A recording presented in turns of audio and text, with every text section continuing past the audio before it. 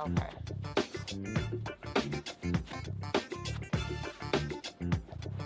Right here, Steve? I'm sorry. Okay. I remember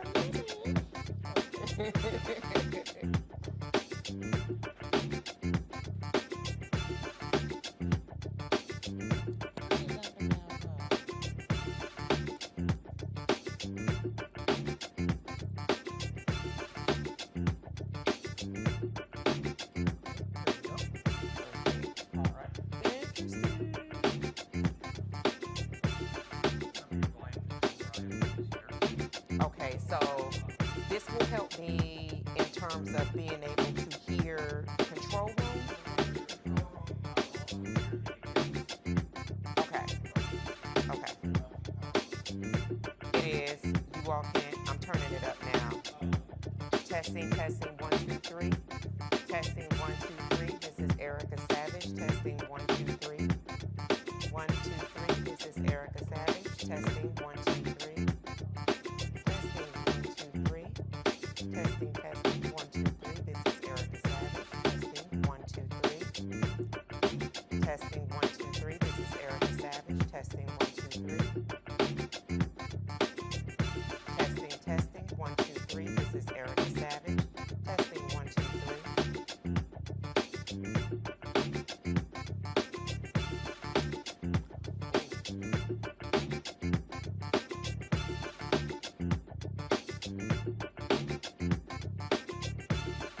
Testing, 1, 2, 3. This is Erica Savage. Testing.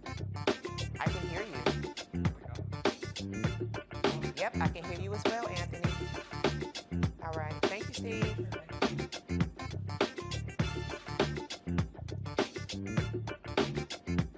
Sure. Oh.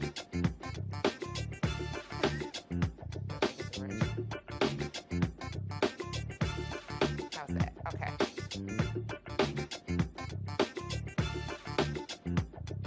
Okay.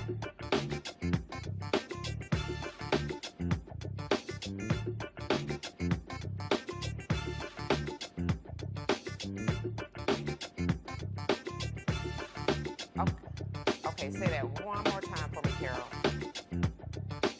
Okay. Okay.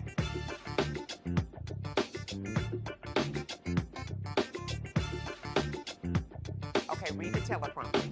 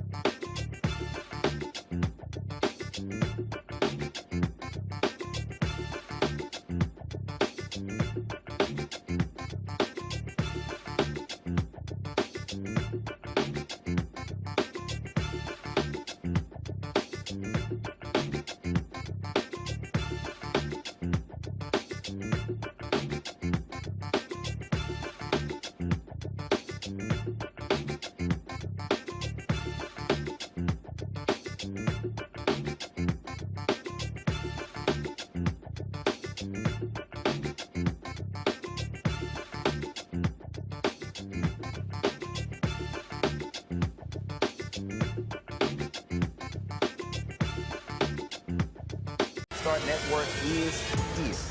Hold no punches. I'm real revolutionary right now. Support this man, Black Media. He makes sure that our stories are told.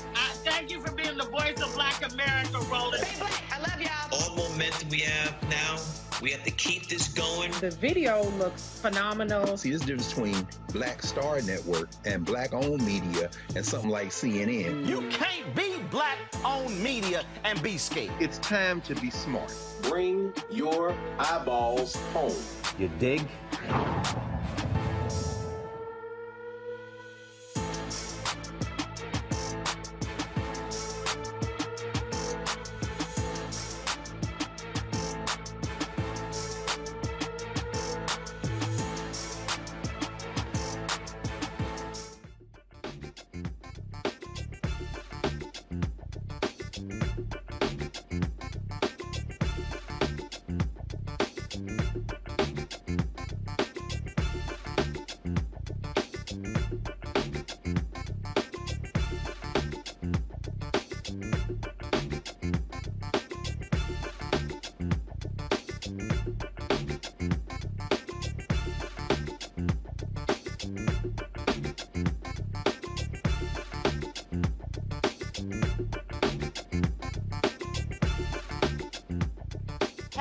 Monday. It's August 15th, 2022, and I'm Erica Savage, sitting in for the indelible Roland Martin tonight.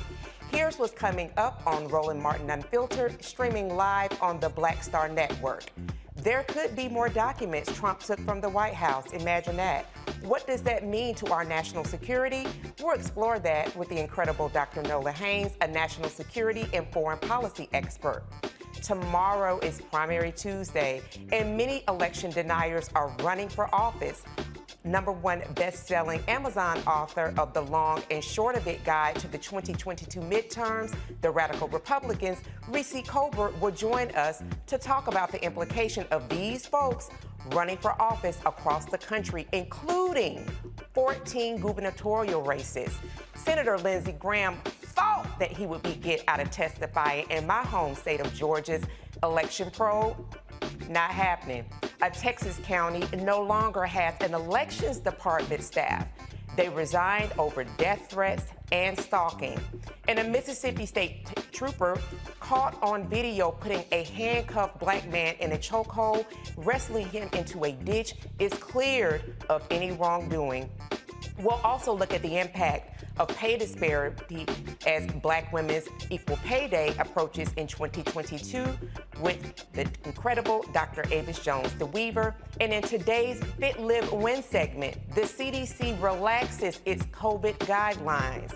We are talking to a pediatrician who will give you some time on how you can keep your child safe in school. You already know what time it is, fam. It's time to bring the funk on Roland Martin Unfiltered, streaming live on the Black Star Network. Let's get it, y'all. He's got it. Whatever the miss, he's on it. Whatever it is, he's got the scoop, the fact, the find. And when it breaks, he's right on time, and it's rolling. Best believe he's knowing. Putting it down from sports to news to politics. With entertainment just for kicks, he's rolling.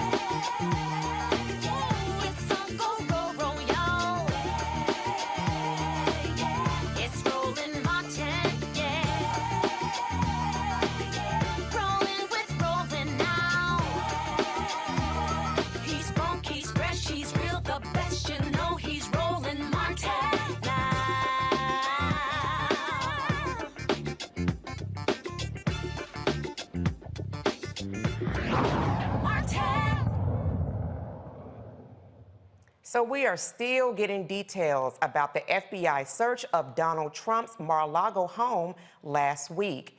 There could be more documents.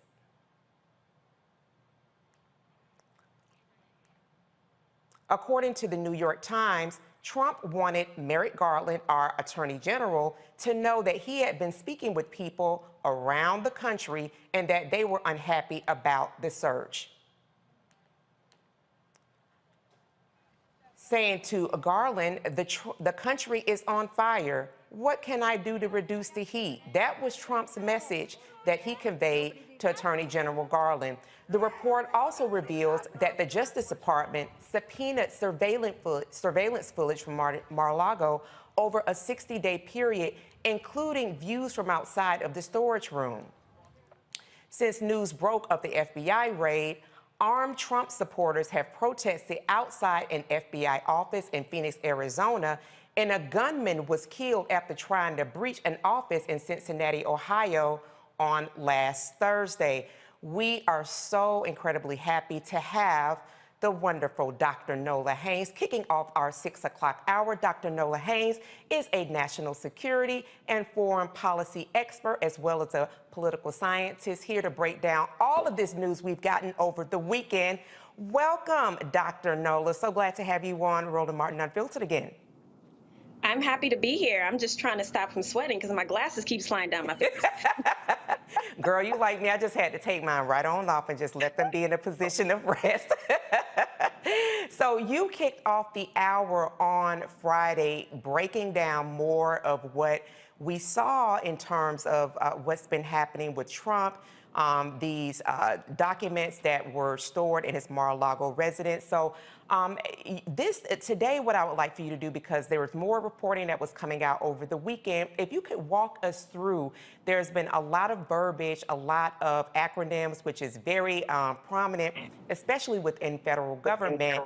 If you could explain to the audience some of the things that they may have seen when reading and hearing a lot of these reports. We've seen classified, knowing what classified documents, but we've also seen TS, we've seen SCI, and we've seen the acronym SCIF, which we would call in federal government SCIF. Would you break that down for the audience, and we can get more into what happened behind this discovery of these documents?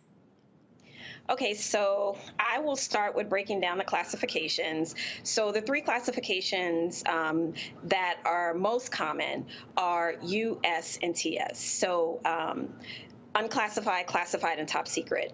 And in that top secret realm, where you're seeing SCI, that is basically compartmentalized information that you have to pretty much read in a SCIF, which is a very secure location where you can't bring in your cell phones, you can't take any photos, you can't take any notes. It's information that is left in that particular location. And a SCIF can be not any place because it's a level of security that you need, but you can pretty much have SCIFs inside of places like Mar-a-Lago. And from what I understand, Donald Trump did have a SCIF built inside of Mar-a-Lago, which is a very secured area.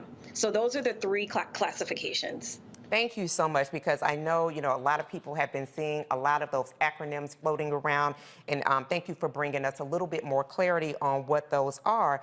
Now, one of the things that was a bit concerning was that in 2021, he and his team were told to bring back documents because those documents need to go into the presidential archives. 15 boxes were brought back. And so, as we're learning now more and more, is that the Department of Justice had been in continual contact with his team to say that we need for you to bring back remaining documents into our possession so that those can be stored where they should be stored.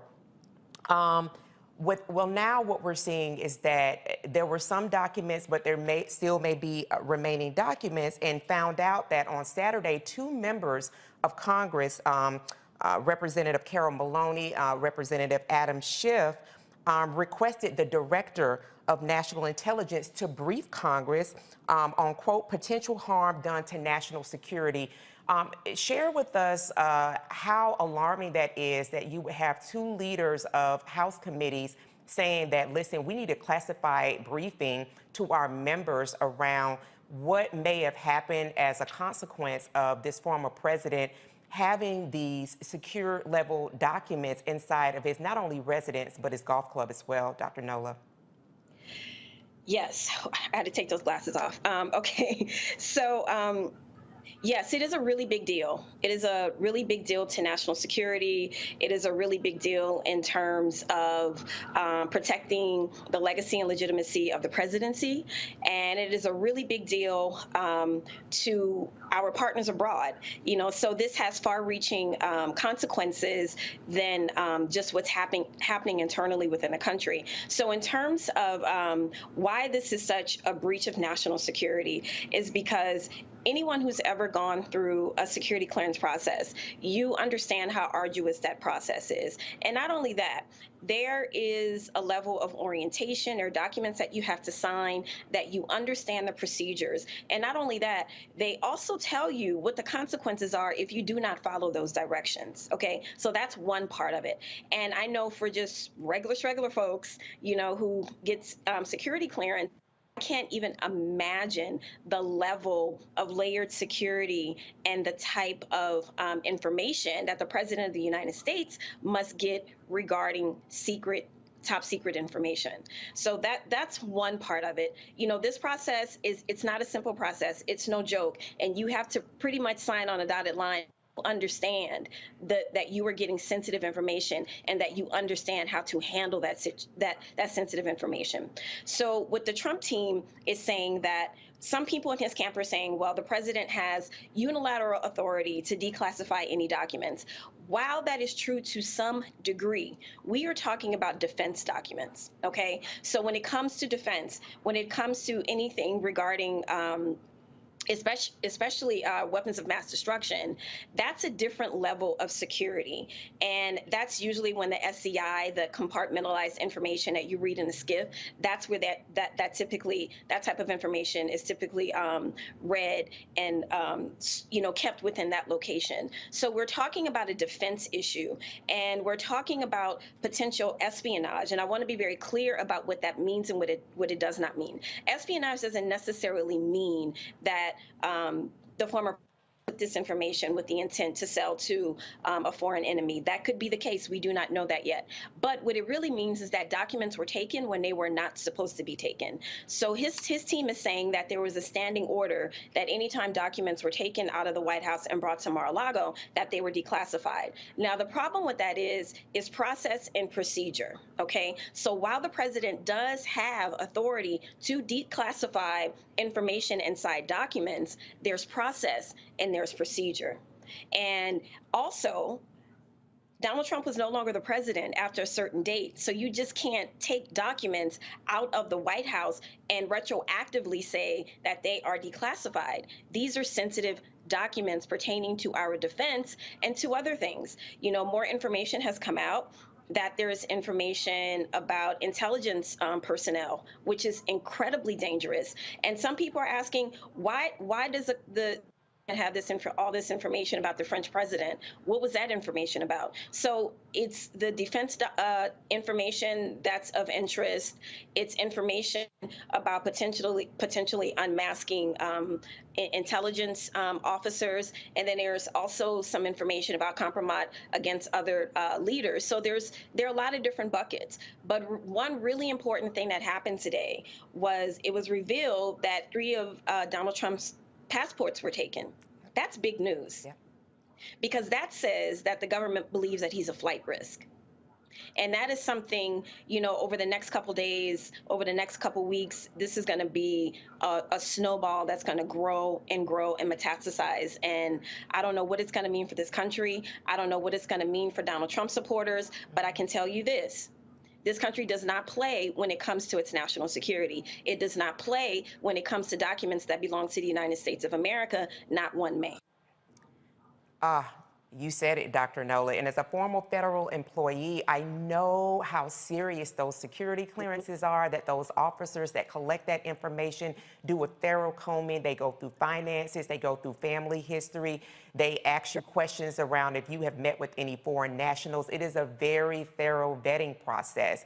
And to know that he had these documents stored, and, we talked about earlier how over the 60 days that were taken, this doesn't mean that Mar-a-Lago was only surveilled for 60 days, but the 60-day time period that you had Department of Justice officials looking at this footage, that they saw these documents being taken from one storage room to another. So you spoke to how the very serious nature of what he has done. And then also that President Biden determined early on in his presidency that he no longer wanted for Donald Trump to continue to receive those national security briefings because he didn't have confidence in him receiving those briefings. If you could lastly then share with us, because you are also a foreign policy expert, that there are always issues that are happening with our partners and hostile governments around us. I, served as an emissary, and that trip was not something that I could talk about for well over 2 years. Could you talk about the grave danger that, just to be very honest, that our country could be in because of this very serious nature of mishandling of classified documents on a home residence, golf property of a private citizen who was a former president? Well, first and foremost, the main concern, I hate to say Russia, but we all know that Donald Trump had a very cozy relationship with Putin. had a very cozy relationship with other dictators around the world who many might classify as our adversaries or even go as far as to say enemies. And so that in of itself is worrying because we know publicly that Donald Trump not only, decided to believe Vladimir Putin over his intelligence agencies in Helsinki when he was the president.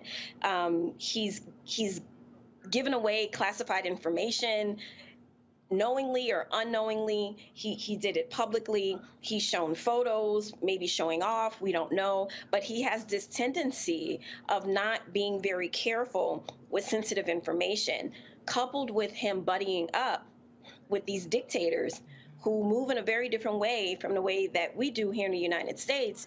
You never know. And one thing that I was thinking about, in the political science community, especially international relations, I have to put my glasses on, I can't see, especially in the international relations community, one of the things that mean a great deal to us is something called rational actor theory. And so that theory says that an actor is always going to act in the best interest of their state, not necessarily in their own self-interest. And so one of the issues around Vladimir Putin invading Ukraine was why? Why on earth would Vladimir Putin do this? This is not in the interest, this is not in the best interest of his state. So I'm thinking, connecting possible dots, what made Vladimir Putin feel as though he could do this, right? So one thing that was happening, especially after 1/6, a lot of people around the world thought that we were weakened as a nation, right? So that's one way of Vladimir Putin testing U.S. strength, right? I think he's quite surprised that the Biden-Harris administration has been able not only to rally the global security community, but to keep it together. Right? That has not happened since World War II. And I think people really need to understand the largeness of that accomplishment. So that's one thing. And then secondly, it's kind of like, did Vladimir Putin have information about, the US or other countries or something like that? Like, it's really a question of what motivated Vladimir Putin to do this. It makes no real sense. I mean, there are a lot of theories out there floating out there about, if you listen to a lot of Vladimir Putin's public statements, he's pretty much said, that he's had ambitions of, putting together the former USSR and like these ambitions of, rebuilding the empire. So that's one part of it. That's part of his ideology, right? But strategically, this is still kind of a gray area. Like, what possessed this man to do this in 2022? So it's one of those things that I have been thinking through since all of this has happened.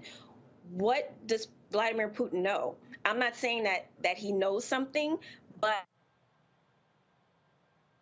it is very curious in this day where, people are really focused on growing economies and not necessarily, military action that can possibly spark World War III. So it's just one of those things that I've been thinking a lot about, and I'm very curious about who knows what and what potentially could have happened to that information at a not so secure Mar-a-Lago. My, what a friend he has in Donald Trump. The incredible Dr. Nola Haynes, friend of the show, national security and foreign policy expert. Thank you so much for kicking off Roland Martin Unfiltered today. Thank you so much. All right, now we are going to go to our panel. We have a wonderful panel for today. Dr. Julianne Malveaux, Dean of the College of Ethnic Studies, California State University, LA. My home state, Georgia State Representative Renita Shannon, and Xavier Pope, the owner and host of Suit Up News and the Pope Law Firm. Thank you all for joining on this wonderful Monday. So listen, we have again heard from Dr. Nola Haynes. She's a national security and foreign policy expert. I want to go to you first, Xavier, because you are our attorney here on the show. So with all of the news that has been breaking over the weekend, hearing more, Dr. Nola just shared with us that Trump's passports, 3 of his passports were scooped up today. Hearing more about really the unsafe handling of these classified documents. if you were an attorney on the staff of Donald Trump, what would be your biggest worry at this time? Well, I'd be first worried that I would potentially be setting myself up for some criminal inquiry into not being honest with the government, because there are lawyers that sign off on stating that all the documents had been turned over when they turned out they weren't, and that led to this particular range. So I'll be worried about my freedom, and Michael Cohen had to worry about that at some point. And also I'd worried about being disbarred in terms of submitting false information to a tribunal in order to keep my law license. So I'd be worried. That would be number one. The second thing is I would be rushing to send Donald Trump my resignation from being his counsel, having lied to the federal government and putting my freedom in jeopardy. Absolutely. I mean, that written declaration that was turned over to the Department of Justice so brazenly, as you said, turned out to be false when there were more documents, 11 additional boxes of documents that were picked up as they continued to converse with that team, is definitely something to be very worried about. You know, Dr. Malveaux, we continue to move through the Trump dump, as I have called it, you know, over the past week or so. One of the things that has been really interesting is the archiving piece. And, you know, you are a professor, you are a very thorough person, that the archive department has said that, listen, these documents are very serious documents. All presidents have turned over those documents after their time in office. I know that you're not surprised because you're not a fan of Donald Trump, but what say you around the continued back and forth conversations that the archive department, the Department of Justice has had to have with Donald Trump and his advisory team to ensure that we get back documents that are owed to the government since he has been president? First of all, Erica, good to see you in the host chair. It's good to see you. Thank you. Miss my friends in D.C. But let me say that I'm not surprised at anything Donald Trump does. But what he is doing, if I put my scholar's hat on, is he's robbing the scholars of the future on what happened on his watch. Now, if I were he, I would like to hide it too, because he really doesn't have anything to be proud of. And you're right, I'm not a fan. It's not even that I'm not a fan. It's just that if anybody is a fan of that man, they need to have their head examined tomorrow. Shrinks are closed now, but they're open at 9 o'clock. But in any case, he's depriving historians and scholars of the knowledge that they need to dissect not only his administration, but the context. What people are going to want to look at what happened leading up to Ukraine. Of course, Ukraine happened under Biden's watch, but still, was there something that happened before that? That would be in those archives. We want to look at some of the other issues that would be in those archives. He's stealing from the people of the United States. These are not his personal documents. These are the United States government documents. And so from a scholarly perspective, many historians, whether they're Democrats or Republicans, have to be profoundly disappointed that this man has really robbed us. This is like shoplifting history, and it's unacceptable. Oh, absolutely, Dr. Malveaux. I love the way that you worded that. And, you know, we all know that Donald Trump is really good at not taking care of his debts and stealing. Representative Shannon, good to have you on. And so as a person who serves as a legislator there at the Georgia State Capitol, you know, Dr. Nola and I were talking about how you had two members of Congress that lead committees to say that, listen, it is urgent that we need to have our members of Congress in a classified briefing to talk about potential harms and threats to this nation. As a person who is a legislator of a state, that you oversee policy, you oversee the care of constituents, how worrying is that for you?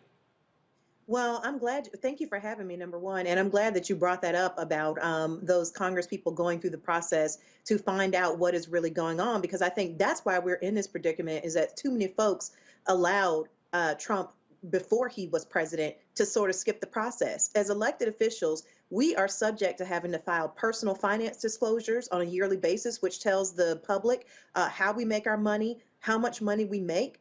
some information around debts and liabilities and dealings with companies. And if you remember, when Trump first ran, he refused to turn over his tax returns. And so because the process was not followed when he was a candidate and everybody sort of just moved on and the pressure for him to turn over his tax returns went away, there's a lot of catching up that we have to do. And I'm glad that the members of Congress are looking into this, because we don't know what is the reason that he took classified documents. We don't know what that reason is. He may have financial problems where he needs to sell information to operate now that he is a private citizen again. And so I'm glad that they are moving forward with doing the heavy lifting of figuring out exactly what is going on. Absolutely. He has over $1 billion in debt, 325 million in cash, but the math still ain't mathing. So we're going to come back and continue on with our panel.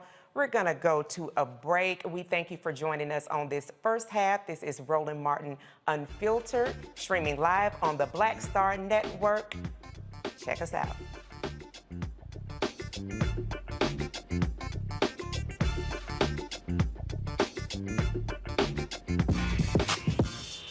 When we invest in ourselves, our glow, our vision, our vibe, we all shine. Together, we are Black beyond measure. Hatred on the streets, a horrific scene, a white nationalist rally that descended into deadly violence. White people are losing their damn minds. As an angry pro-Trump mob storms the U.S. Capitol, we're about to see the rise of what I call white minority resistance. We have seen white folks in this country who simply cannot tolerate black folks voting. I think what we're seeing is the inevitable result of violent denial. This is part of American history. Every time that people of color have made progress, whether real or symbolic, there has been what Carol Anderson at Emory University calls white rage as a backlash. This is the rise of the Proud Boys and the Boogaloo Boys. America, there's going to be more of this. Here's all the Proud Boys, guys. This country is getting increasingly racist in its behaviors and its attitudes because of the fear of white people. The fear that they're taking our jobs, they're taking our resources, they're taking our women. This is white fear.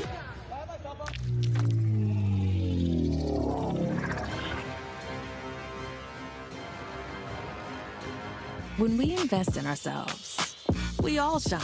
Together, we are Black beyond measure. Next, on the Black Table with me, Greg Carr, a conversation with Professor Toyin Falola, a man described by many as an African intellectual legend. He is without a doubt the most important and prolific writer, thinker, teacher, and servant of African studies in the modern world. And then today, we have George Floyd, the Black Lives Matters, and the re-emergence of radical black thought. We're honored to welcome him to a very special, can't miss episode of The Black Table, only on the Black Star Network. Hey, I'm Donnie Simpson. Hi, I'm Eric Nolan. I'm Shantae Moore. Hi, my name is Latoya Luckett, and you're watching Roland Martin Unfiltered.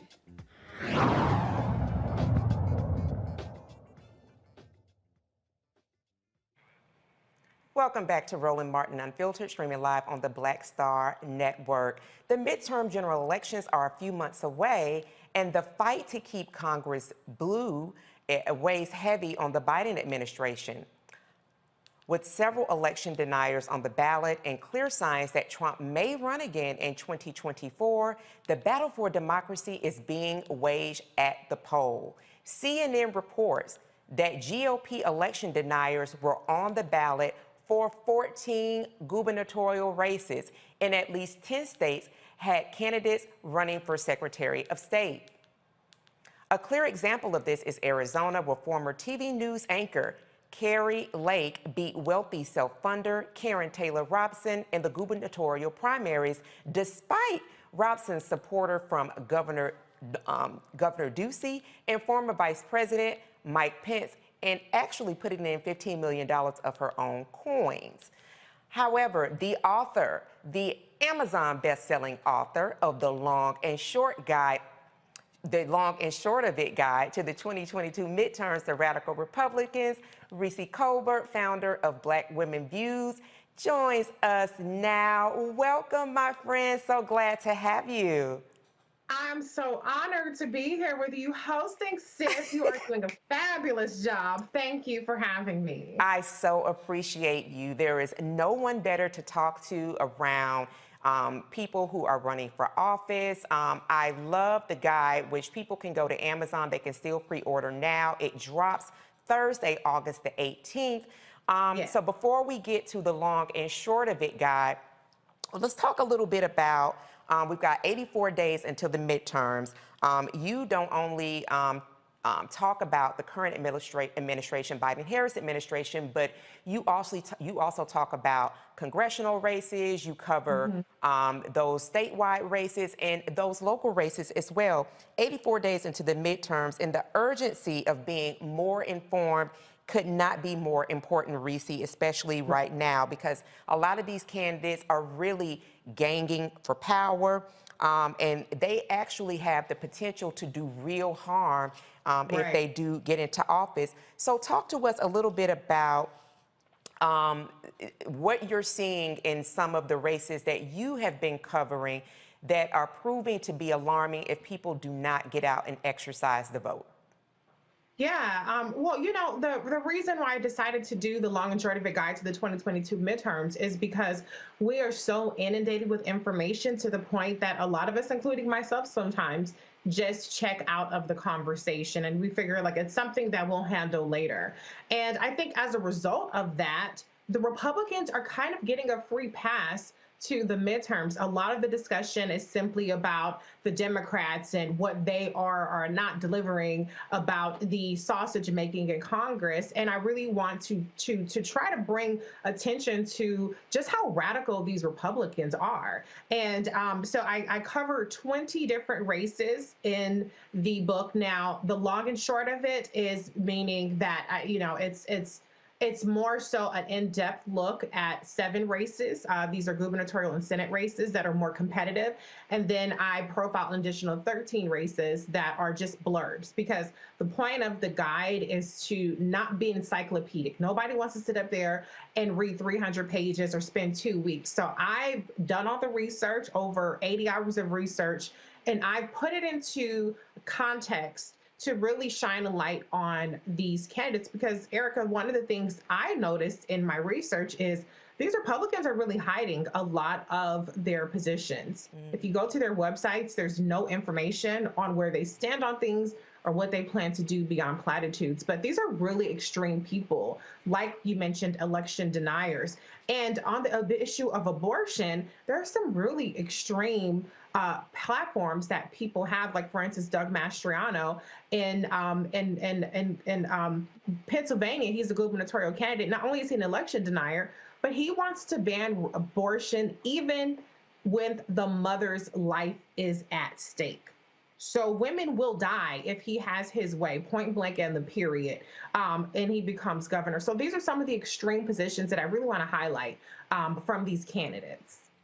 Yeah, and that's so important. I'm glad that you're, not only you brought forward that they're election denier, but I mean, there are real reproductive implications, and you so aggressively and welcomed aggressively cover Black maternal health and what the Biden-Harris, especially VP Harris, has done around that issue to help Black women, who Senator Kennedy over in Louisiana, and you cover him in your guide, has said that, well, Black women don't count because they're really not people dying while having children or up to a year after they've had a baby.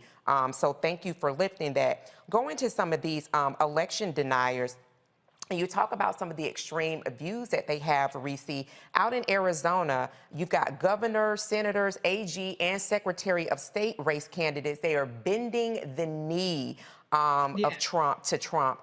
And some of the things that they're doing and some of the things that they're saying, you got one candidate that was actually out at 1-6, Mark Fincham, Secretary of State. We talk about those Secretary of State races. You're talking about a person who was the chief election officer overall elections. Talk to people why it's not, there were people that were saying, well, just vote down ballot. It does not matter at the top of the ticket. The entire ticket matters, but we're going to go through some of the importance of some of these. CNN has talked about there are 14 people who are GOP election deniers that are running in gubernatorial races, 10 people who are these election deniers that are running in these statewide elections. And in some states like Pennsylvania, I believe the governor can appoint the Secretary of State, which is dangerous when you've got election deniers and extreme candidates on the ballot. Talk to us on the importance of these races like Secretary of State and, of course, these gubernatorial races that should really have people making sure that they pick up this guide so that they can get a real good look at who is really threatening democracy and their health care and access to care on the ballot. Yes, Erica, like you mentioned in my book, I talk about Doug Mastriano, who is the official gubernatorial candidate for the Republican nomination. In Pennsylvania, the Secretary of State is appointed or selected by the governor. And he has already said that he will appoint somebody who has experience in overseeing elections. But we know, if we look at his history, this is what I discussed in the book, he signed on to several unsuccessful lawsuits suing over the election results. He was an insurrectionist. He was physically at the January 6th rally. There's video evidence of him at the Capitol. Okay, he's been he's been interviewed by the January 6th select committee. He does not believe in acknowledging the will of the people. He has said that he might certify the results if a Republican, basically if a Republican wins, then he'll do it. Otherwise, he just might do it. So these are the kinds of things that I want people to understand. There are so many facets on which these Republican candidates are a threat. Then you have somebody like J.D. Vance, who is the U.S. Senate nominee. Now, the Senate is critical in terms of the 2022 midterms, and Ohio isn't as competitive as other states have been in the past, but that is a key area. Tim Ryan is polling really well there, where people should be paying attention to somebody like J.D. Vance, who used to be a Trump critic, but now he's gone full Trumper in order to secure that nomination. And what's worse is, he was one of those people where I just felt like I deserve hazard pay for just writing about him, because truly researching his area was disgusting. He's one of the most vile candidates running, and that's a high bar, considering how vile these Republicans are in general. I mean, this guy's flagrantly racist with a lot of the things that he says. He's the one who said, do you hate Mexicans? Are you racist? I'm your guy, in a campaign ad. And so, a lot of attention goes to these moments, these viral moments that people have, or these one-day stories. But these people have a very detrimental worldview, and political view that is going to do damage on every facet of our society if they gain power. Absolutely, Reecie, and to be echoed more and more if they gain power. I just want to read out those 10 states because I know a lot of times, and I'm glad that you brought out what J.D. Vance said about, do you hate Mexicans? That's pretty much a vote for him. When you're talking about these states where election deniers are running that are governor's races, and I listed them from North, went Midwest, and then I went to the South last. So we've got Maine, New York, Pennsylvania, Maryland, Michigan, Wisconsin, Illinois, Iowa, Minnesota, South Dakota, Idaho, Kansas, Arizona, and then we have Alabama. So it is not relegated to a specific region. These people have spread out across the country, and they will probably continue to populate. And then we go to the races for Secretary of State, Vermont, Massachusetts, Connecticut, Michigan, Minnesota, Indiana, Nevada, Arizona, New Mexico, and then Alabama. This is not a regional, this is not a specific look. These are people of wealth, these are people of prominence, these are people who, to your left, your right, they might be playing Renaissance right now, they might be playing Beyonce, but they do not like Beyonce, they do not like us. Be very clear. So when you named it the Radical Republicans, why was it necessary as an author to make sure that when you compiled this guide and that you titled it, that you did really kind of kid us strongly to let us know who you were exactly talking about. Well, you know, the thing about it is, I think the media is so much on trying to be so-called balanced and trying to sanitize. We know that they love to rehabilitate the image of white supremacists and in particular Republicans. And I feel like in this horse race coverage that we have talking about elections, we tend to not really realize or recognize how radical the Republicans are. You know, if you listen to Republicans talk, it's always the far left, the far left, the far left.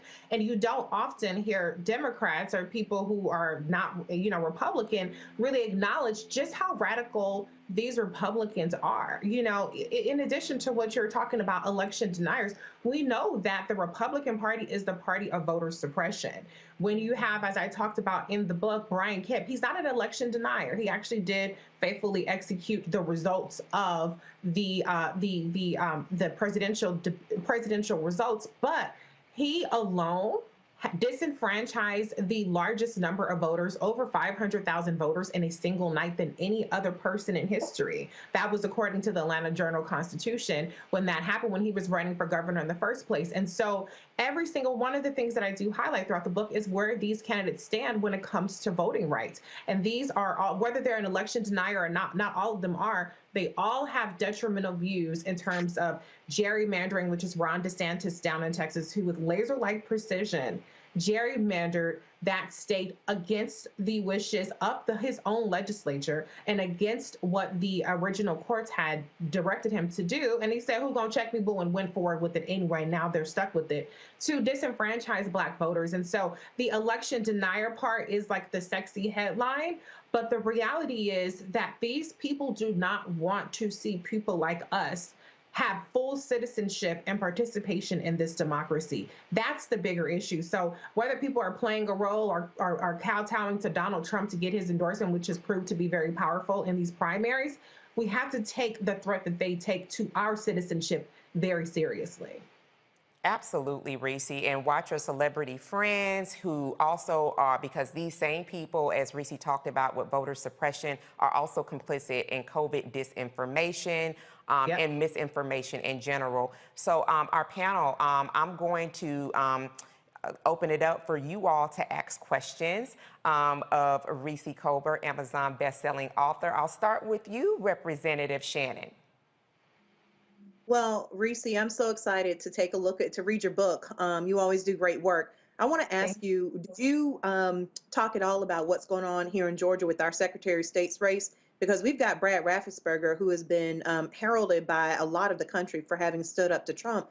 But as you just said, these are the same folks who would continue to do voter suppression. I always tell folks, having served on the Governmental Affairs Committee for the last 6 years, and that committee deals with election law, that Brad Raffensperger was telling the big lie before the president was, which is that any election that Republicans don't win is completely ripe of voter fraud, and that's the reason that the election, that the results are illegitimate. So did you have a chance to spend any time on Brad Raffensperger? Because we've got a very dangerous thing going on here in Georgia. We've got Democrats who are actually planning on voting for Brad Raffensperger, and right now he polls higher than any Democrat that was in our primary for Secretary of State. Well, I'll be honest, I did not cover him specifically, but I did spend a significant amount of time talking about Brian Kemp's role in voter suppression in terms of the voter suppressive bills that he passed in Georgia, as well as his work when he was Secretary of State. So even though I didn't talk about Brad specifically, I definitely wanted people to understand just how much the Republican Party and Brian Kemp in particular does not want Black voters to vote. And he specifically said that if Democrats get people to vote through like automatic voter registration, if they turn out Black and brown voters, then they're going to have a problem. They cannot win elections. And so I'll be honest, the book is not it's not an issues like book in terms of like, these are the issues, and I tell anecdotes from around the country as it relates to each issue. This particular version actually focuses on 20 candidates. And so these are governor candidates and these are Senate candidates that I chose to focus on in this one. But to your point, Representative Shannon, what's happening in Georgia is something that's not talked about enough, and I hope we will have more discussions about it after people really get a reminder of how sinister Brian Kemp has been in terms of voter suppression. Dr. Malveaux. Thanks for your book. I'm looking forward to reading it also. Let's stay on Georgia if we might, because the venality of these Republicans is startling to me. Herschel Walker was knocked on his head when he was 11, and he's been trying to overcome that ever since. But they have poured millions of dollars, even as he's revealed that he's had out of wedlock children that he denied, that he lied about. I think he said he was a sheriff or something in the military, something. I mean, he wouldn't know the truth, if it laid down with him. And so the question is, bring us up to speed on that. We know that the Republicans have no integrity, but what about him? What is wrong with him as a Black man who has just embraced everything that's wrong with the world? I have a chapter on Herschel Walker, and there is a lot wrong with him. Okay, let's just be very clear on that. One of the major things is that he's just fundamentally unserious in terms of his credentials and in terms of any plans that he has. I mean, his website is a complete joke. It's just nothing but platitudes. He doesn't do real interviews. He speaks in complete word salad, nonsensical things. I think he might have CTE. I didn't say that in my book, but I'm telling y'all, he might have like CTE for real. But one of the things that I wanted to do with the chapter I wrote on Herschel Walker is to put his past, the things that you said, in context. We know that he concealed the existence of 3 children, but I wanted to put that in context of the fact that he calls himself a pro-family candidate, the fact that he has denigrated Black fathers in particular. He's apologized to the Black community, like he's literally said, I apologize to the Black community, because he characterizes Black men as being absentee fathers. So what I wanted to do was I wanted to draw the dot, connect the dots and say, this person is a hypocrite for the way that he conducts himself. But he has very troubling views when it comes to abortion. He's a candidate that does not support abortion for any exceptions, including the life of a mother. So women will die, as well as rape and incest victims. He is on the extreme side when it comes to abortion rights. And so there's a lot wrong with him. And one of the things in my book, I call it Reecie speak, because I say in my introduction, I say up front, this is not it's not an unbiased book. This is not equal parts pro and con. We got enough of that. Ain't nobody got time for that. What I'm hoping is that people who, number one, want to just have a conversation about politics from somebody that they can trust, that they can walk away and be like, okay, I just talked to my smart homegirl about politics and she put me up on speed, and now I can go and I can tell anybody what they need to know. Like, that's really the tone of the book. But Herschel Walker's chapter is kind of brutal. I don't like talking down about a Black man. I wasn't trying to do that. But Herschel Walker got some shit with him. And so that definitely comes out in this book in a number of ways. And Mr. Pope. Reecie, thank you for your book. Thank you for spreading information to public that they definitely need. Things have changed significantly since the primary season. We've had the January 6th committee hearings pick up, new revelations about that. And then we also have seen with the raid on Mar-a-Lago and maybe some of the more damaging elements of that's now starting to maybe impact Donald Trump negatively. And how is that going to maybe impact how some of the candidates that you've been watching potentially may behave in terms of claiming election fraud? And we also seen some of the lawsuits that are coming out in terms of voting machines and things of that nature. We're seeing real impact in terms of people who have been election deniers, whether that's going to maybe stop them or maybe they still have some wind underneath their wings in terms of some of the voter suppression bills that have been passed in some of the different states in this election. Yeah, I appreciate the question. One of the things I don't really get into in this book is horse race coverage, because I do think that tends to obscure people's positions. But to your point, I do expect people to flip-flop. And I point out people like Mehmet Oz, who's flip-flop on damn near every position that he's held. J.D. Vance is another big-time flip-flopper. Greg Abbott flip-flopped when it comes to gun control. I do point out kind of I don't call it evolution, because these are decisions that people have made out of political expediency that people have made. So what I hope is that people will get a sense of the character of these candidates and get a sense of what they've said, what they're proposing, and not let people off the hook because they might moderate some of their rhetoric. That when I was on Simone Shaw on MSNBC, they kind of talked about how Republicans are moderating, and I'm like, no, the hell they're not. They're not moderating their policies, even if they moderate their speech, even if they come out and condemn Trump for being under investigation for violating the Espionage Act, their policies are still extreme, and that's what we cannot let them off the hook about. All right, Reecie, Amazon best-selling author, The Long Short of It Guide to the Midterms, the Radical Republicans. You need to go ahead and pre-order. As I said, the book drops on Thursday, August the 18th. Reecie, founder of Black Women Views Media, thank you so much for your time today, sis. Thank you, sis. Absolutely. All right, so we're going to go ahead and get into another little bit of a Trump dump. Another one of Trump's biggest allies must travel to the Peach State to testify about its election probe. A federal judge said, now come on over here to Georgia, and she ruled that the Republican Senator Lindsey Graham of South Carolina must testify in front of a special grand jury regarding his role in the 2020 election probe. Graham's attorney attempted to use his congressional privilege to block the testimony. Still, the judge, who is a U.S. district judge that was appointed by President Obama in 2013, she was then nominated by the Senate in a vote of 99-0. She sided with the district attorney, saying Graham's testimony is pivotal regarding his role in the 2020 Georgia election results. And as we continue to talk about elections, an entire team of election officials in a Texas county has resigned because of threats and harassment after the 2020 election. The Gillespie County Administrator, Anissa Herrera, is quitting after nearly 3 years. She previously worked as an election clerk for almost a decade. Some workers have hired private security and off-duty police officers for protection. Herrera said she's been stalked, threatened, and called out online. She says Texas elections are safe and secure, but the people with dangerous beliefs forced her to resign. My Lord. We're getting ready to go to a break. Roland Martin Unfiltered, streaming live on the Black Star Network. We'll be back in just a moment.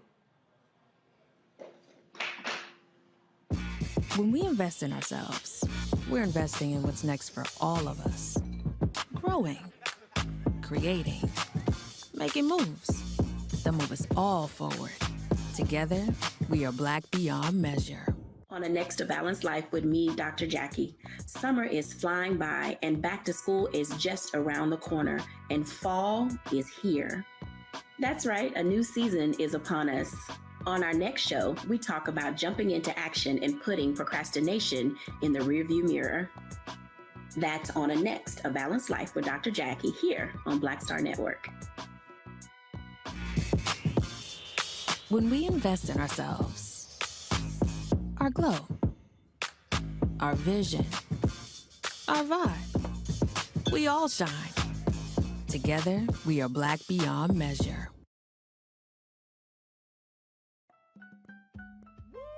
We're all impacted by the culture, whether we know it or not. From politics to music and entertainment, it's a huge part of our lives, and we're going to talk about it every day right here on The Culture with me, Reecie Muhammad, only on the Black Star Network.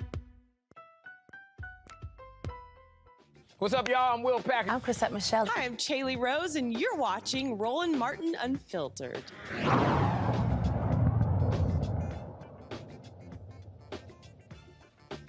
And welcome back to Roland Martin Unfiltered Daily Digital Show. I am guest host Erica Savage. We're going to talk to our panel just about the couple stories that we that I just read through. One of which is of special interest to me, especially since we have Representative Shannon on, is around Lindsey Graham having to testify before that grand jury. And I made some remarks with regard to who the U.S. district judge is in this case, that said that no, homeboy, you need to come on to Georgia. and because that really does speak to how important elections are. And I just want to read a little piece of her ruling, Representative Shannon, and then have you comment. She said, though Senator Graham argues that he is exempt from testifying as a high-ranking government official, the court finds that the district attorney, who is a Black woman, Shannon District Attorney Willis, has shown extraordinary circumstance and a special need for Senator Graham's testimony on issues related to alleged attempts to influence or disrupt the lawful administration of Georgia's elections. She wrote that in her ruling because he made a couple of phone calls after the election was over to the Secretary of State that you were just talking about, Reecie, with Brad Raffensperger around, we're thinking, the vote count. So, Representative Shannon, what say you about this ruling that Georgia said, no, you need to come here and you need to appear before our special grand jury next Tuesday?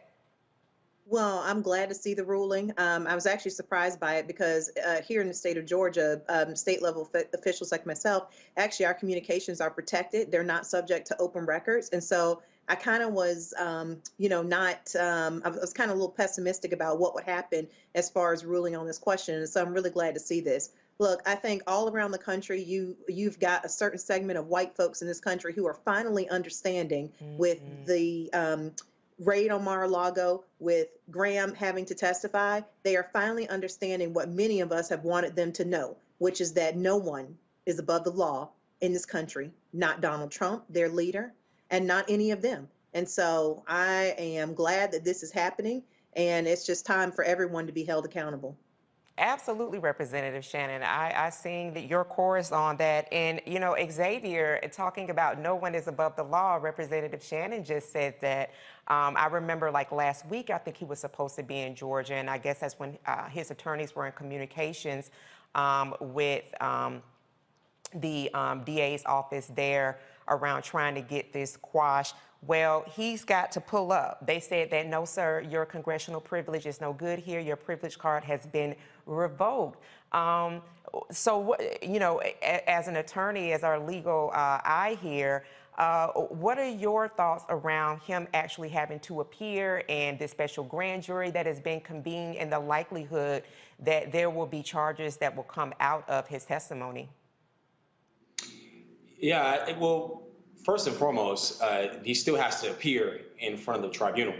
That will be August 23rd, I believe, is the date he's scheduled to appear. He actually still has to do it. We've seen with other members of Congress, other figures connected to the 2020 presidential election, that some people haven't responded to various subpoenas, contempt of court. So we'll see whether Lindsey Graham wants to play that game in the state court of Georgia and see what happens at that point.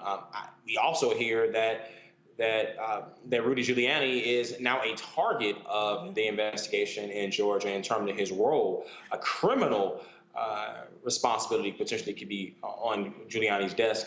I see him singing like a bird.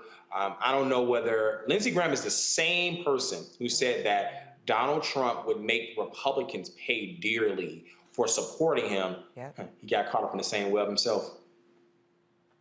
Absolutely. I love it. And I love these receipts that Xavier has pulled. You know, Dr. Malveaux, here we are, more of the goon squad is continuing to have to answer to law enforcement for their own behavior.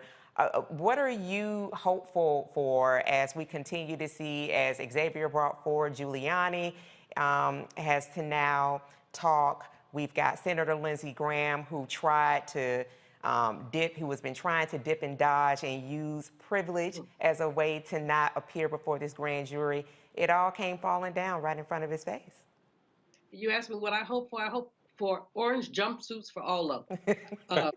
I think that's the best thing to do. I appreciate what Xavier said about Lindsey Graham, because Lindsey Graham, if you think back to 2016, he was dissing Trump left and right. He had no tea for Trump's fever. All of a sudden, he's playing golf with him. You know, what Trump has done, he's created this cult-like atmosphere among Republicans where they feel like they cannot oppose him in any way at all. And that's not good for the Republican Party, although I'm not a member of it. But it's not good for the Republican Party, but it's also not good for democracy when people know they're wrong, but they still are going to do wrong. And I'm not, there are some Republicans, I have no respect or anything else for them, but then there are people like Mitt Romney, Sue Collins. These folks have essentially drunk the Trump Kool-Aid and put extra sugar in it so they could swallow the bile that man has put out there. I mean, Mitt Romney should have voted. There's so many times he could have voted. Yeah. Sue Collins is responsible singularly for Gorsuch and Kavanaugh. So these are people who would put themselves out there as reasonable Republicans, but there is nothing reasonable about people who are playing with women's bodily autonomy. There's nothing reasonable about Lindsey Graham, who flip-flopped so much, he's like a piece of fish. Been breaded twice and put in deep oil. So in any case, what we see is their hypocrisy coming home to roost. And if you ask me what I want, orange jumpsuits, just orange jumpsuits. Orange jumpsuits. Right to go with that Kool-Aid. And then we're going to touch on the story that I'll talk through, which was that you have out in Texas, Gillespie County, you have these election workers that are saying, like, listen, we're done, we can't have enough. On the 1-6 committee hearings, for all those that were watching those committee hearings, you had Shay Moss testify to the ongoing harassment that she and her mother have experienced, her grandmother's door being banged on, and there being a clan of people that were calling a citizen's arrest, calling, just to be very blunt about it, for her head. These were people who were poll workers in the metro Atlanta area. Xavier, I'll start with you. Just on Roland's show on Friday, he had a guest on, and the plea was really to get people engaged in being poll workers because, as we all pretty much know, we're politicos. We have our head in, all political news. We're here in the Beltway, but then also have an understanding that poll workers, usually for anybody that goes out and vote, they're usually our senior, our grandparents, our aunts and our uncles, and they are very, very they are real patriots. They take a great pride in executing those duties. It doesn't matter if it is a local election, a statewide, congressional election, presidential election, they take great pride in doing that. But as that population ages, we have the pandemic that is still gaining. We're still in the pandemic. We have different viruses that are coming back, polio, we've got monkeypox. All of these different, it's just not a safe environment for a lot of our seniors to be out of poll workers. So really, saying, hey, we're really recruiting some people to come on and to be of help. What do you think that stories like this do to the recruitment effort as we enter into the midterm elections, understanding that different municipalities sometimes have elections every year?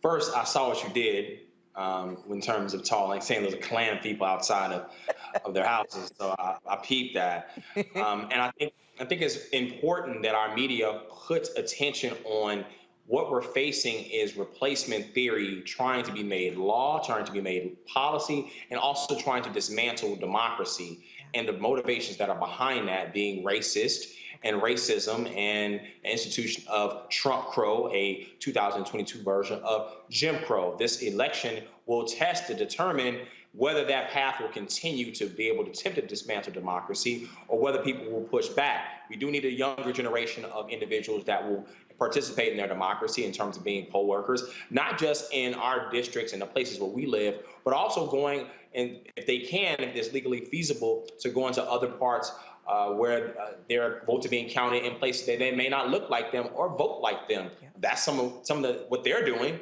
to come in various districts where they are African-American voters in terms of being poll watchers as well, and being able to, hey, we want to be able to see votes being counted. So we should be doing that as well. We have to be politically engaged. We definitely need to be able to reach out to people who don't traditionally vote, who say there's no difference between both parties. Well, this year has shown clearly there is definitely a difference between two parties. People need to be able to get engaged, and those that are progressive who are maybe disenfranchised in terms of not being feeling like their needs being met maybe economically or politically, but they're civically engaged, understanding that the beliefs that you have, you're free to have them because we live in a democratic society. And so to be able to continue that, you need to be able to participate in the democratic structure known as voting in the United States of America. That sounds like a message that needs to be on replay to me. Thank you so much for that. So we're going to switch gears just a little bit, and we're going to move into something that is critically important, not just to one specific community, but to all. September the 21st, not August 21st, not March 21st, but September 21st, 2022 is Black Women's Equal Pay Day, and the fight for equal wages moves forward. The gap between Black women and their white male counterpart continues to grow. According to the American Association of University Women, it takes Black women an estimated, get ready for this, 19 months to earn the same as their white male counterparts. 19 months. That's a year and a half. And according to the National Partnership for Women and Families, the disparity is even more significant in some states like Louisiana. The report shows that Black women in the state only earn not 50 cents, not 49 cents, 48 cents on the dollar compared to their white male counterparts. Dr. Avis Jones DeWeaver, the founder of Exceptional Black Women Network, joins us now. We're going to talk about it. Dr. Avis, thank you so much for connecting with us today. You are the best person for us to be having this conversation with because you have served as editor-in-chief of the State of Black Women in the United States report. I was reading through that 2020 report and just want to hit on some of the finer points I read that really blew me away. So we're still in a global pandemic. That is definitely playing a critical part in what you're going to be sharing with us. Talk to us a bit about why this year's Black Women's Equal Pay Day is acutely alarming, given as the wage gap in historical free labor that Black women have given and continue to give to this country. Absolutely. It was so great to see you in that host chair, Erica, by the way. I have to say, you know, this number, what we see this year is particularly startling. Just to put this in context, I have been looking and researching and writing about data around Black women and our economic well-being for a good 20 plus years now. Yeah, I know I look like I'm 21, but I'm not, okay? So I have been doing that for a while, okay? And I think it's important that we recognize that this is the biggest decline that I have seen in 1 year ever since I've been looking at this data. I mean, this is a huge jump, all right? Typically, as you alluded to, Black Women's Equal Pay Day typically falls in August. Last year, it was August 2nd. This year, it's September 21st. What does that mean in practical terms? You just said, hey, it's 19 months. Let me just put that in even more practical terms to people. That means that if you're a Black woman, congratulations. You worked January, February, March, April, May, June, July, August. You will work all the way up until September 21st into 2022 before you make what your typical white male counterpart made by December 31st of 2021. Jesus. That's what that means, all right? And so what we're seeing right now is a widening of the wage gap and not a decreasing of the wage gap. And it completely, I believe, jumped largely because of some of the impacts that we've seen with the pandemic economy. Quite frankly, Black women and other women of color are making less, and it appears as if white men are making more. My goodness. And, you know, I think Equal Pay Day largely for women is March 15th, but that, as you talked about, you know, that's not for women of color. It's definitely not for Black women, and they are making 83 cents on the dollar. That is for white women, March 15th. So we are still working 6 months longer to actually get, what is it, the 58 cent on the dollar? 58 cents to the dollar is what the typical, what this year's wage disparity is between Black women and white men. That is our wage gap. We only make 58 cents to the dollar of what the typical white male makes in earnings. It's ridiculous. It is absolutely ridiculous. It is really the equivalent of just saying, you know, here is my 42 cents, you can have that, it's on me. So you talked about the global pandemic continuing to loom, Dr. Avis. And so with this report that you have been writing, and as you said, you look 21, so it's hard to believe you've been doing this for over 20 years, digging in these numbers, working for some of DC's most prominent think tanks. You know, we start thinking about legislation. And this is the importance of voting matters. We've been talking about how much voting matters, the court matters. You know, Xavier just talked about when we're talking about these election workers that have said, listen, I can't do this anymore because of the continuing harassment, but why it's important to have people participating in democracy. It's important to have Black women in legislation. Shout out to Congresswoman Maxine Waters. Today is her birthday.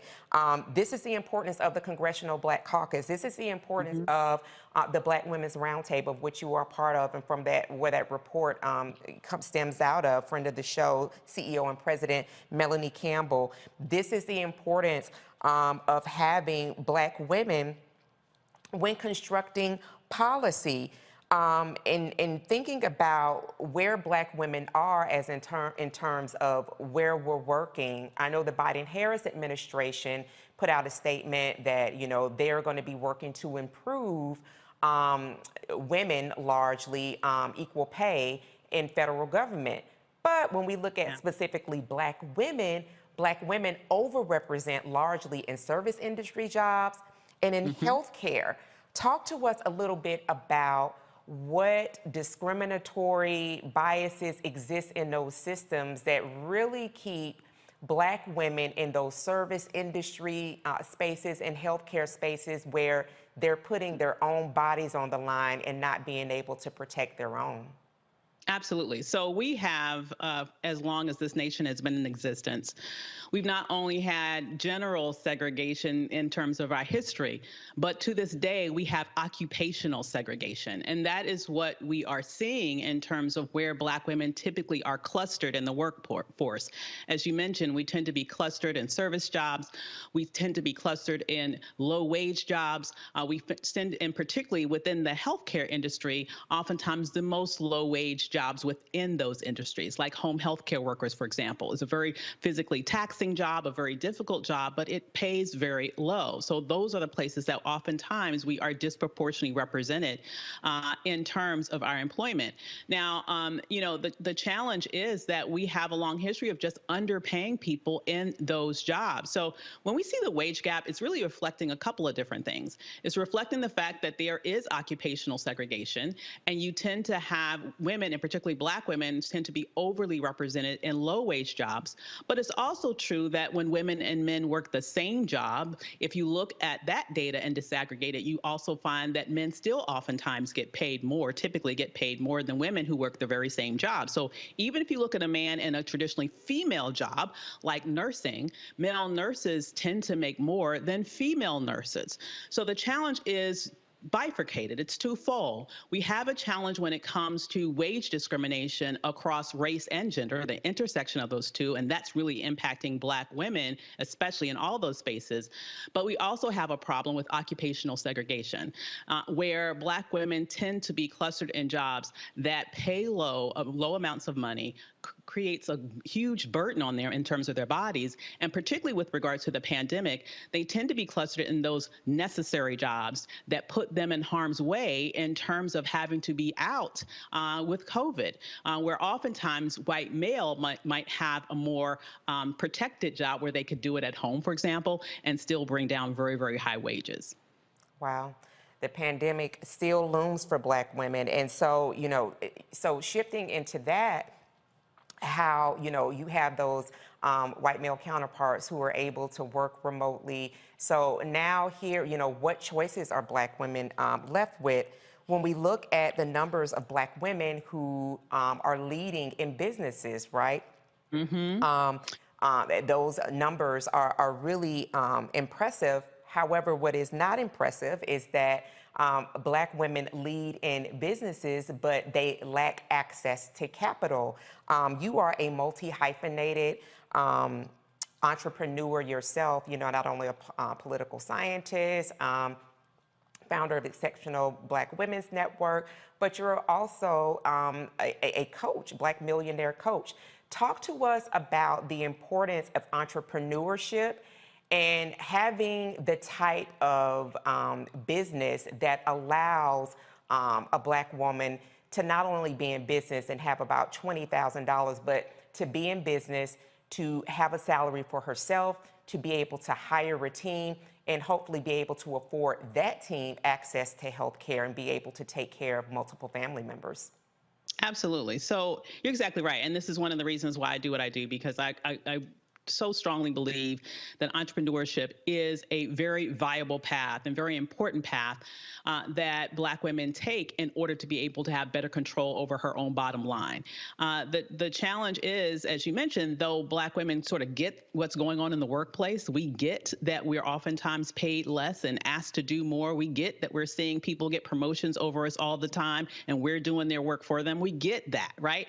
And so I think that has a lot to do with why Black women are the most likely demographic group to start her own business, because she understands she's not being treated fairly in the workplace. But as you alluded to, the typical Black woman-owned business typically doesn't scale. It typically doesn't make revenues that are on par with other women-owned businesses. In fact, the typical Black woman-owned business over the course of a year makes only about $24,000 a year compared to over $150,000 for the typical woman-owned business. So that is problematic. And, you know, I would argue that a lot of that goes to our lack of ability to really be able to charge what we're worth. And so I think a big part of that is to, when we make that leap, or even if we're doing it as a side hustle, you can still be able to charge appropriately for what you do. Because, you know, if you're not going to be paid fairly, quote unquote, by the man, the last thing that you want to do is start your own business and then undercharge your damn self. Absolutely. And so what are some remedies that you offer before we go to the panel here in just a moment for people that are saying, okay, great, I have this business idea, or I am in business, I'm a coach, I'm a consultant, or there are things that I really can see scaling for myself. What remedies do you offer, Dr. Avis? Yeah, well, the first thing I think you need to do is understand that what's in your brain has value. I mean, you know, what I see time and time again is I oftentimes see women and men who are great at doing something. They are brilliant. They have these skills. They have these assets. And because it comes easy to them, they almost undermine its value. They don't think it's very valuable because they can do it easy. And when I let people know that if you can do it easily, that's the very thing you should be charging a lot for, because just because it comes easy to you, it doesn't mean that it comes easy for everybody else, right? So take a look at the market, take a look at the competition, see what is happening out there in the real world in terms of what other people are being paid. I would just want to venture to encourage you to have the confidence of a mediocre white boy when it comes to pricing what you do. Okay? And have the price tag put on it that they put on it. Because the last thing that you want to do is to make yourself appear so inexpensive that even though you're brilliant, very, very good prospects that could actually hire you might undermine and undervalue what you bring to the table because they assume that you're not good. Oftentimes people associate price with quality. And when we underprice ourselves, instead of making us more attractive to people who are looking for quality, to people who are looking for an answer to their problems, for people who are looking to hire someone who will bring the solution, what you do instead is you make them question whether or not you can really do it. And so they would end up paying someone else twice as much, 3 times as much, 4 times as much as they would have paid you, even though you might have been actually better at producing the work. So get clear about what the standard is in your industry and at least price at that level, if not even more aggressively. Absolutely. You heard it right here on Roland Martin Unfiltered. We're going to kick it to our panel. Dr. Julianne Malvo, your questions for Dr. Avis. First of all, I want to thank her for the report and her work. It's very good, right on time. As she knows, and some of y'all might, I started out writing about occupational segregation years ago. And it literally is, that's a dual kind of occupational segregation that Black women experience as opposed to the one that white women experience. But one of the things that's so important is Avis talked about entrepreneurship. We will not be paid equally, frankly, because predatory capitalism prevents that from happening. But if we start our own businesses and price ourselves appropriately, we can basically close some of the income gap as well as the wealth gap. But Avis, one of the things that's really important here is to look at the impact of COVID on Black women, and that's why you see the downturn, which I've never seen such a thing either. Usually you see very tiny increases, but never a downturn, and that's what COVID did. What is the we know what the differences are in terms of working remotely, and that executive jobs are the kinds that you can work remotely. Clerical jobs, you cannot work remotely. Interesting piece of data, 1 in 6 clerical Black women has a BA degree. So you think about clerical workers, these are people who are really smart, but they just are not being equally paid. But other than the differences that come from the pandemic, differences that come from transportation, other things, what kind of differences can we model so that our girls, because I'm really interested in the next generation, so our girls don't have to deal with these kind of hurdles? What can we do in the labor market now? One thing, of course, is to be unionized when we have those kind of jobs, but what can we do in the labor market now so the next generation has an easier time of it? Great question. And Dr. Malveaux, I would be remiss if I did not, acknowledge the brilliance of Dr. Malveaux over the course of her career. Like, I would argue she's the premier Black woman economist in the nation and has been for quite some time. But I will say, in terms of what we can do to help the next generation, I think there are a few things. As our young girls are coming up, I think it's very important that we expose them to a broad range of opportunities for their careers when they're in college or even before.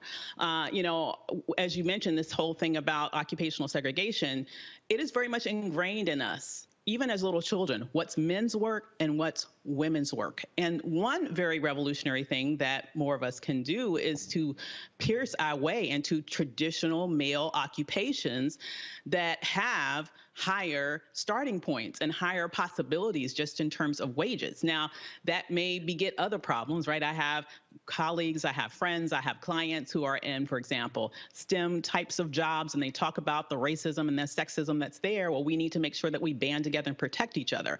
But the bottom line I'm pointing to here, in addition to the unionization and in addition to fighting still politically for things like the Paycheck Fairness Act, I would argue that we need to make sure that our young girls are exposed to a wide range of possibilities from a very young age, so that their view about what they can do in the work world is much broader than it may have been for me, or definitely for my mother. I just think that expanding that optic in terms of what she can do may be one good way that we can start chipping away at occupational segregation for that next generation. Representative Shannon. Well, first, Dr. Avis, thank you for your work. I just tried to look you up on Twitter to see if I could follow you and couldn't find you on Twitter. But I want to say thanks for all. I'm still a scholar on Twitter.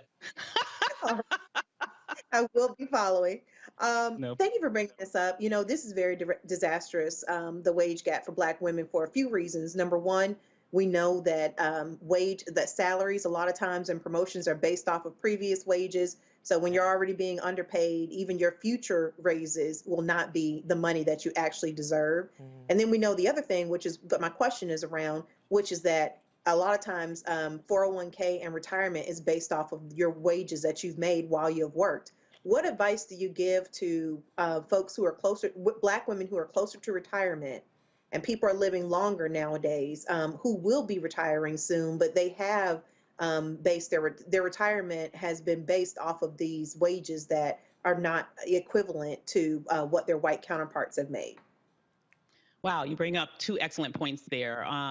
First, with regards to this issue of retirement, there have been research that's found that due to the wage gap alone, when a Black woman retires, she will retire with $1 million less than her white male counterpart.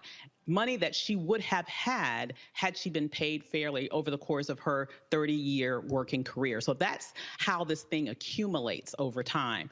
Now, how do you sort of get a start on that younger in your career so that you can create a better future for you when you get to that point?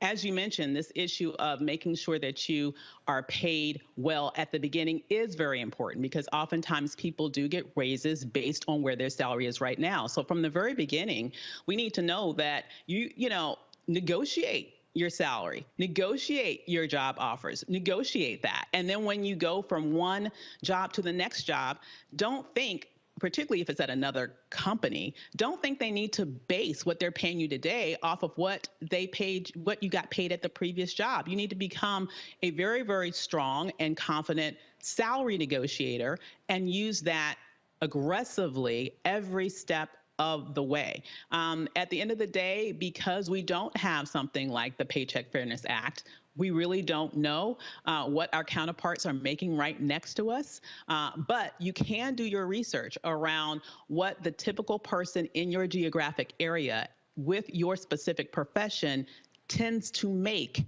okay? And so do that research prior to entering into those negotiations so that you can get a sense of the ballpark of where your pay should be. And when you know that you're being lowballed, don't be afraid to ask for more, and don't be afraid to make sure that you are going to get it, and go out there and look aggressively so that you can, in the best case scenario, have multiple job offers, and then you can have people fighting over your genius. So that puts you in a very good position financially as well.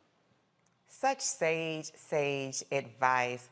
Dr. Avis Jones DeWeaver, the founder of the Exceptional Black Women's Network and the creator of Black Millionaire Coach Live. Thank you so much, friend of the show, for connecting with us today. And if people don't, take anything else away from what Dr. Avis has said, just remember that Black Women's Payday is September 21st. 19 months of work to catch up with not catch up, but to have the same salary as the white male counterpart, I think is enough motivation to make sure that you connect with Dr. Avis Jones DeWeaver and negotiate and get your money. Thank you so much, Dr. Avis, for joining us today. Thanks for having me, Erica. Absolutely. And Roland Martin will be right back here after this short break on the Black Star Network in just a moment. Thank you.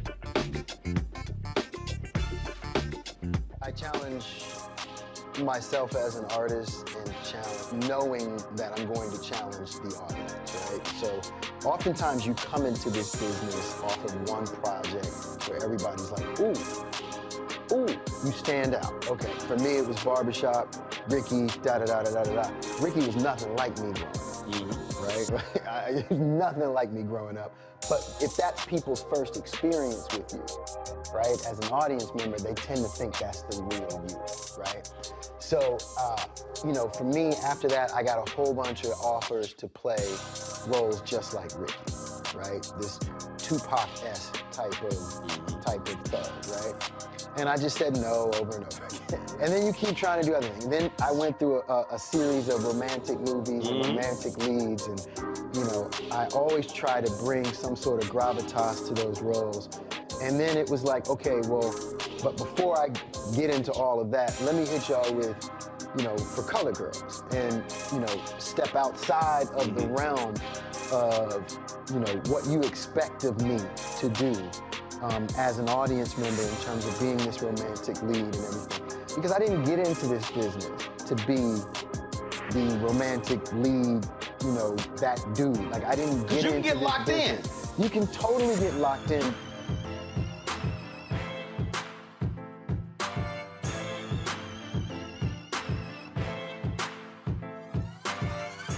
When we invest in ourselves, we all shine. Together, we are Black beyond measure. On the next Get Wealthy with me, Deborah Owens, America's Wealth Coach, you see the headlines. All frightening, right? Interest rates are going up. The recession is on the way. The stock market is up and down. But you know what they say, scared money don't make money. That's why I'm excited on our next Get Wealthy to have a conversation with someone who has written a new book, Fearless Finances, and she's going to share exactly what you need to do to secure your bag regardless of the ups and downs of the economy or the stock market. Oftentimes you can start with as little as $5. That's right here, only on Get Wealthy on Black Star Network. When we invest in ourselves, we're investing in what's next for all of us. Growing, creating, making moves that move us all forward. Together, we are Black beyond measure. Carl Payne pretended to be Roland Martin. Holla! You are watching Roland Martin, and I'm on his show today. And it's, what, huh? You should have some cue cards. Hey, what's up, y'all? It's your boy, Jacob Lattimore, and you're now watching Roland Martin right now. Eee.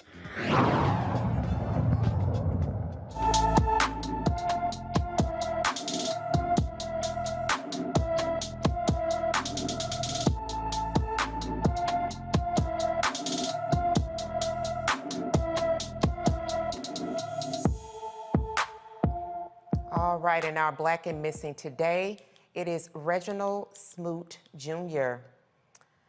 Reginald Smoot Jr. has been missing since August 3rd, 2022 from Cumberland, North Carolina. The 31-year-old Black male is 6 feet 2 inches tall, weighs 195 pounds, with black hair and brown eyes. When Reginald disappeared, he was wearing a pink-colored shirt, gray shorts, and tan-colored shoes. Anyone with information about Reginald Smoot Jr. should please call the Cumberland, North Carolina Police Department at 910-677-5539. As we continue forward in news, a white Mississippi Highway Patrol trooper gets cleared of wrongdoing after a video of him using excessive force against a Black man went viral. The Mississippi Department of Public Safety said Trooper Hayden Falvey did not violate policies or exhibit criminal conduct against Eugene Lewis during his arrest.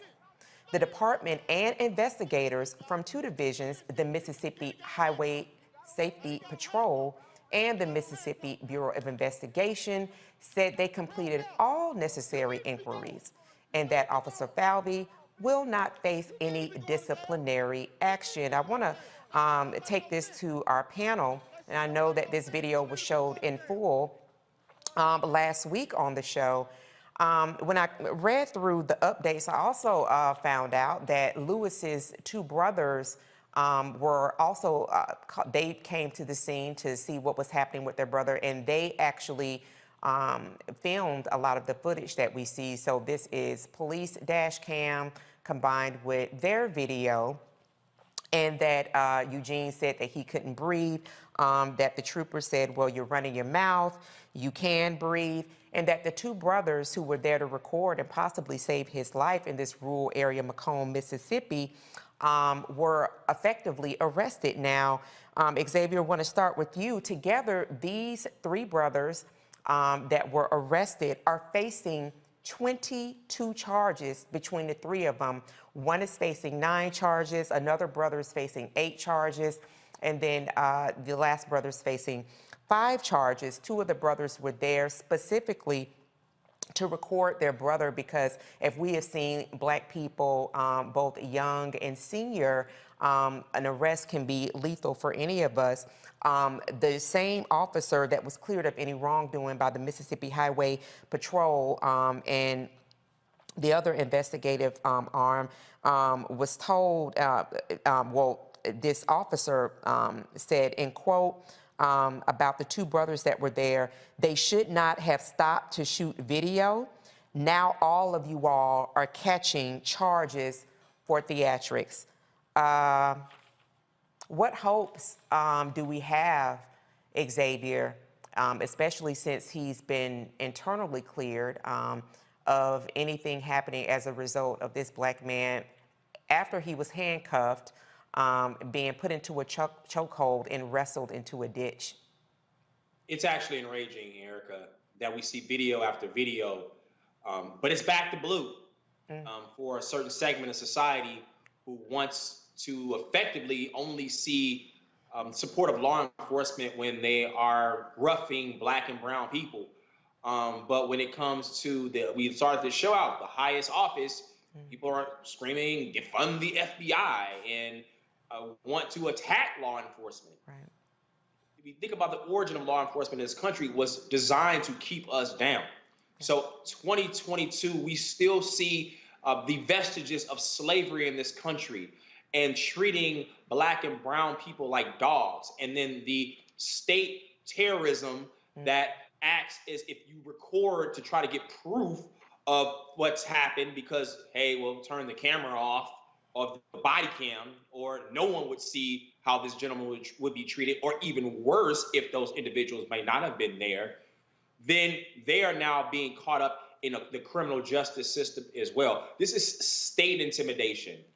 This is something that our nation needs to resolve and has not been resolved. We did not pass the George Floyd Justice and Policing Act that has been put on the back burner in terms of advancing our rights. And so it's frustrating to see this as a Black man, especially in law, because the reason why I became a lawyer is because some negative treatment that I had when I was in college by law enforcement. And so we have to be able to continue to speak up, and that's why Roland Martin Unfiltered is an important platform, because many platforms aren't showing the extent of beginning to end and what we should do about this grave injustice and the difference of Black and white in our country. It's simply disgusting, it's dehumanizing, and it needs to stop.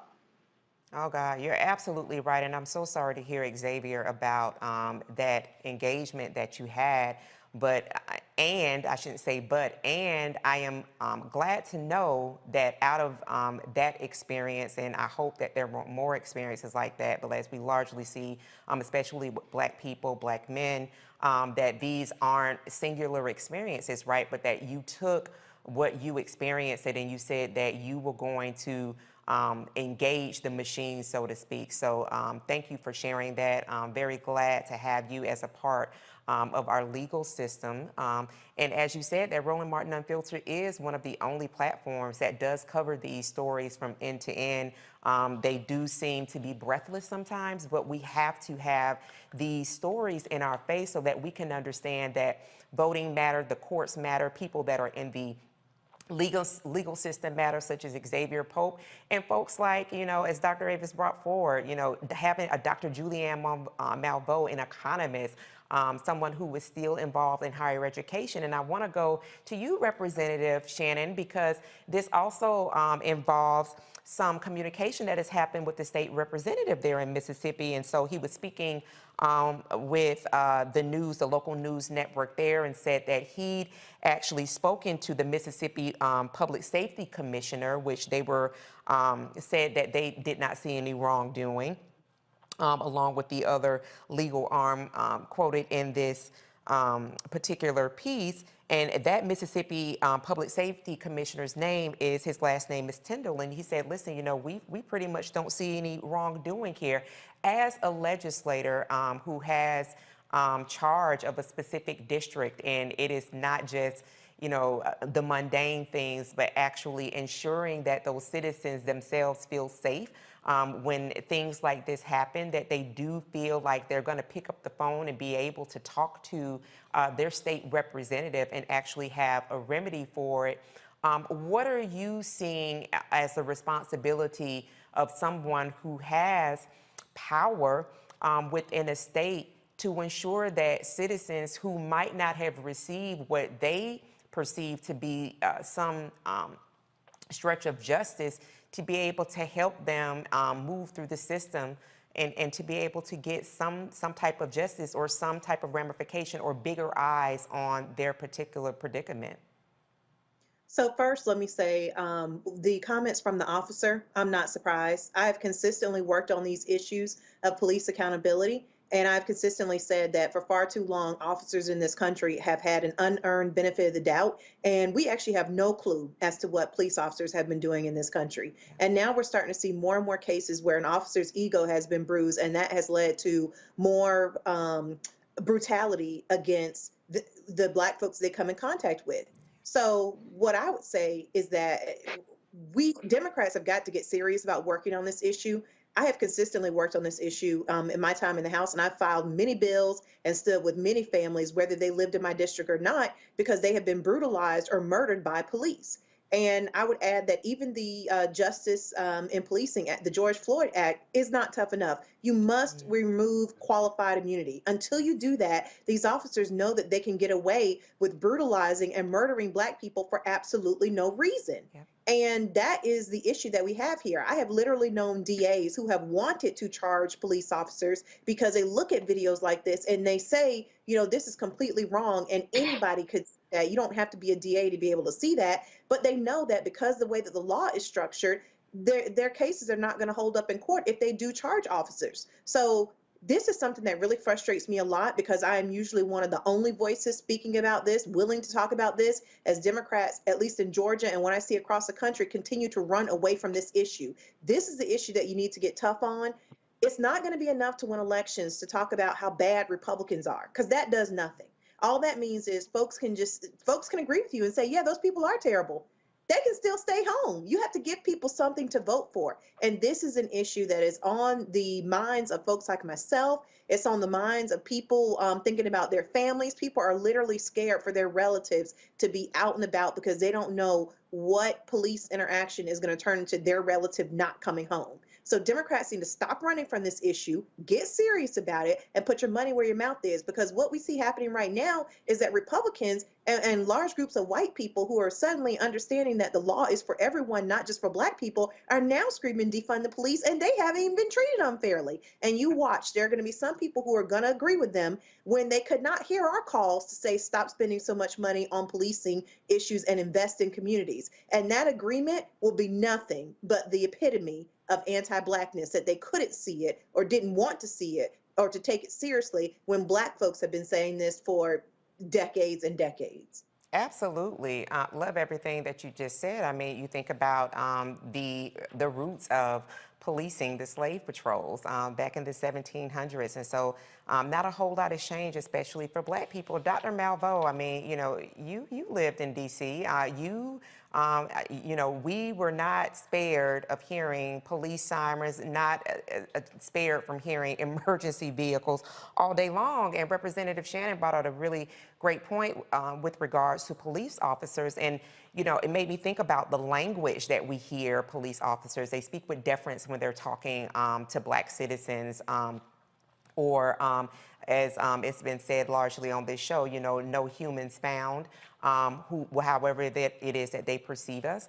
But they talk to us with such aggressive language, curse words. You know, as I said, this particular officer said that, you know, to the three brothers that were arrested, two of the brothers who were there to really make sure that their brother's life was saved, I believe that they should not have stopped to shoot video. Now all of y'all are catching charges for theatrics in concert with not only the trauma, but then the cursing as well.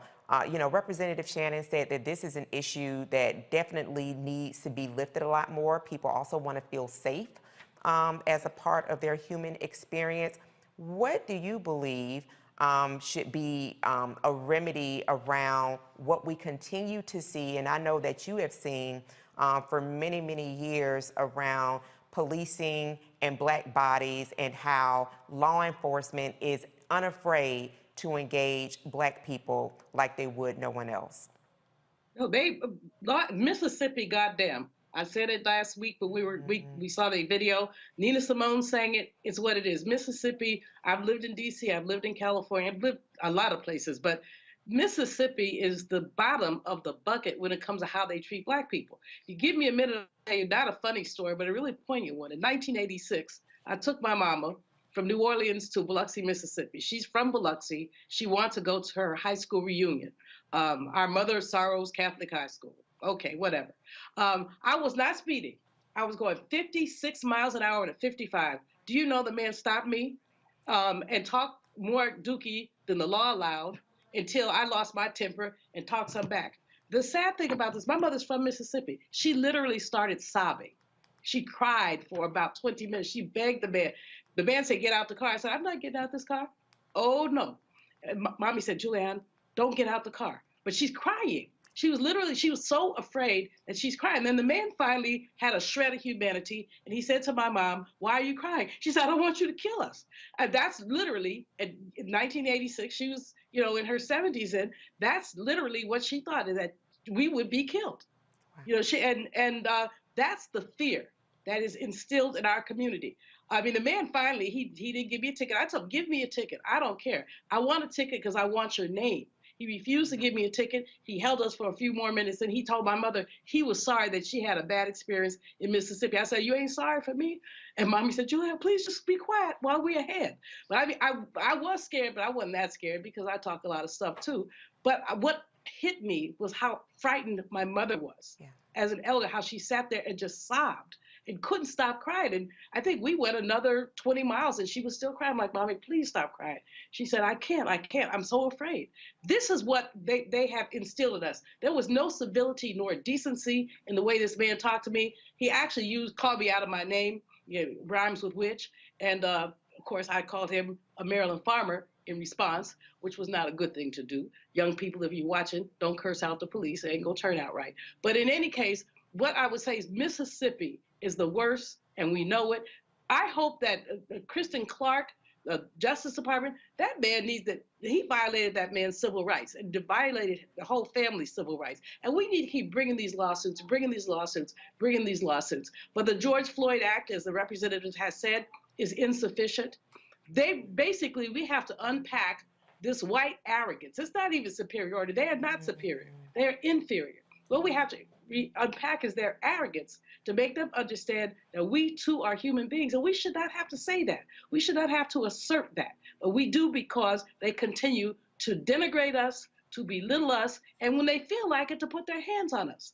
There have to be consequences, and we have to ensure that there are, and I do hope that Department of Justice look at this. This is a small thing in the scheme of things, but it's not small because it happens. We don't even know how often this happens. That's what the tragedy is. We don't know how often it happens. We don't know where the bodies are buried in Mississippi, but we know they're buried. Absolutely, and this is why Roland's book, White Fear, drops in September, available for pre-order. We're gonna go to break. We'll be right back as we continue to stream live on the Black Star Network.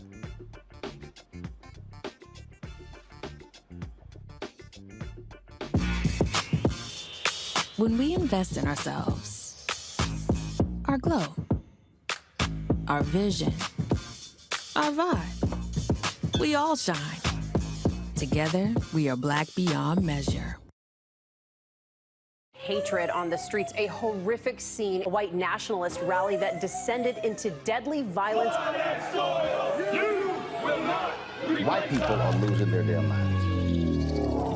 As an angry pro-Trump mob storms the U.S. Capitol, we've seen We're about to see the rise of what I call white minority resistance.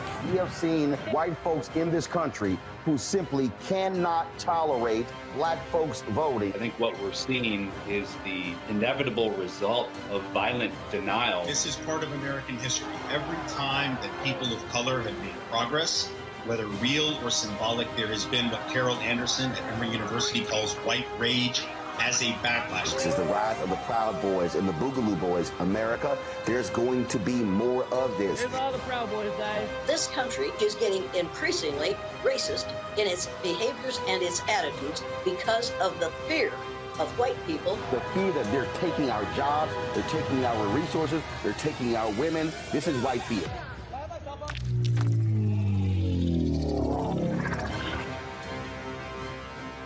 When we invest in ourselves, we all shine. Together, we are Black beyond measure. Hi, everybody. This is Jonathan Nelson. Hi, this is Cheryl Lee Ralph, and you are watching Roland Martin, Unfiltered.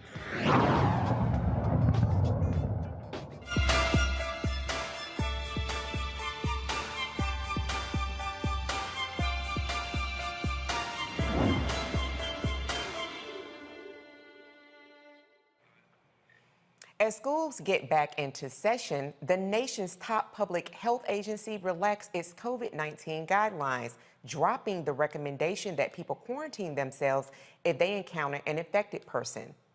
The CDC also says people no longer need to stay at least 6 feet away from others. Not me. So what should you do to keep your child safe as they return to school? Joining us is a pediatrician and clinical assistant professor of pediatrics at Indiana University School of Medicine, Dr. Eric Yancey from Indianapolis, Indiana. Welcome, Dr. Yancey. So good to have you on today. So really want to work through, Oh my gosh, thank you so much. Have so many questions. So as I was looking through the CDC guidelines and understanding, they told people you no longer had to wear masks on planes. And so we saw the celebration of that, here in DC, where a lot of people use metro transportation, and everywhere else, trains saw those mask mandates lifted there. But, we're talking about our kids, and so I just want to read off some of the recommendations that the CDC has provided. An update, they removed the recommendation that we just said to quarantine except in high-risk congregate settings. And they also removed recommendation to cohort, change recommendation to conduct screening testing to focus on high-risk activities during high COVID-19 community level or response to an outbreak. Parents, I was reading a story in the LA Times around parents are talking with their children around some of the things that they need to be prepared for in school. And these kids are literally communicating to their parents that they do have some fears around not only COVID-19, the year 3 of this virus that we're in, but monkeypox. There's been a resurgence of polio. So what are some things that you could say to parents to help ease their children and the teachers as well as they move into this new school year, with the CDC no longer backing a lot of the protections that we saw in the first and second year of COVID? Well, I think one of the biggest things, and one of the things that has been for quite some time now, the best way to protect children from acquiring the COVID virus and thereby spreading it is to be vaccinated. The barrier methods and the distancing methods are good. They do tend to help some, but they're not really, it's going to be very difficult to carry those out. We saw that last year. It's the masking, created such a stir in so many different settings that it's very difficult to get that effectively done to where, everybody leaves them on and this kind of thing. So that's just not going to happen. So I think one of the best way to protect a child is to make sure that they have a certain level of protective antibody in their own systems, and that would be with a vaccine. So is this really a time for parents to do a check to ensure that their child's vaccination card, their vaccination schedule is up to date, especially as we're seeing, like in New York, there was untreated water, so there was a rise in, there was a resurgence rather in polio coming back. Would you be urging parents to look back on those vaccination records to make sure that their MMRs, tetanus, things of those natures, that those are up to date as well? The schools do it to some degree, but it's ultimately the parents' responsibility to make sure those children are vaccinated. We've been able to eliminate a lot of very deadly diseases by the route of vaccinations. I happen to be old enough, blessed enough to be old enough to have actually seen many of these deadly diseases, and not just read about them, but I've actually seen them.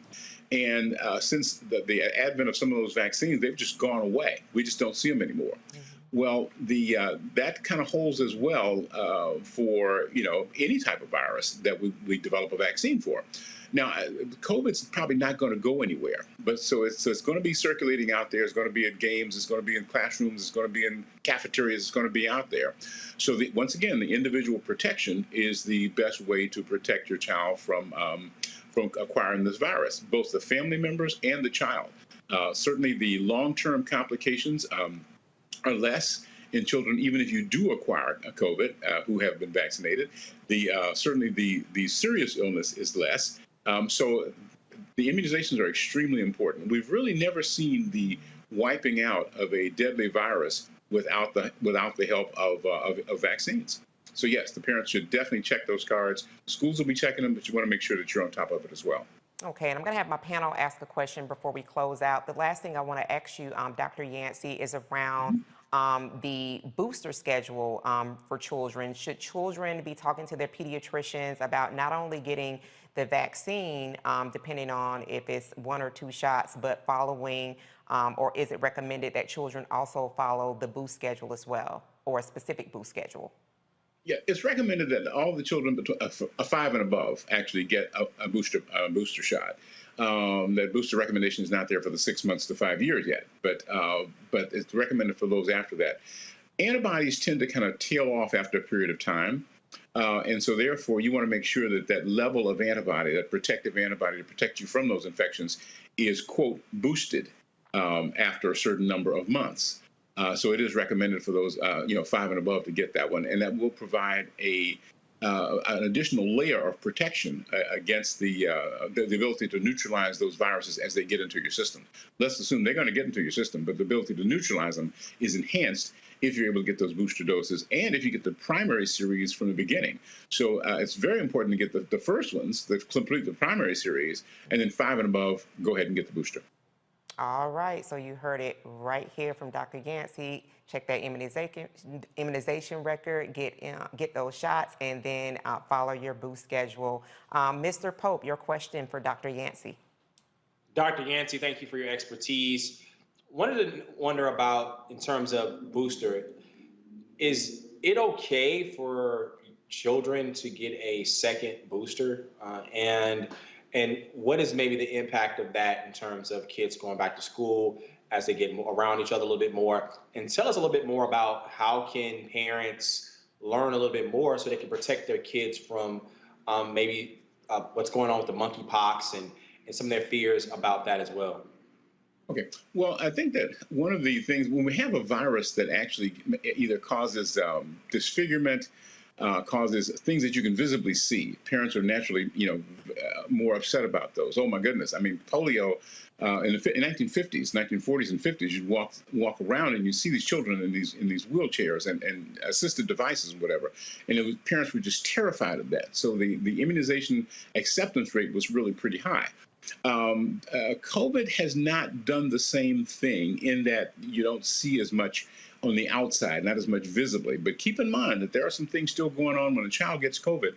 There are still possibilities of inflammatory things going on in the inside that you just don't see. Once again, to be able to be protected from it. Now, your original question about the second booster. It appears that the ones who benefit most from the second booster are the elderly and the ones with extreme immune compromised systems. So at this point, second booster is recommended for those that are, again, and I think the age is 65 or 70 and above. I don't really think that's too elderly, but 65 or 70 and above, and for those who have documented immune compromise. So I think if we can get a number of the majority of children to get that primary series and then the one booster, we're going to be in pretty good shape for protection. All right, Representative Shannon. Yes, in the beginning, folks were being told that once they had COVID, they needed to wait a certain period of time before getting the vaccine if they were not already vaccinated or before getting the booster. What do you recommend now as the period of time to wait, or do you even need to wait anymore once you've had COVID before getting a booster?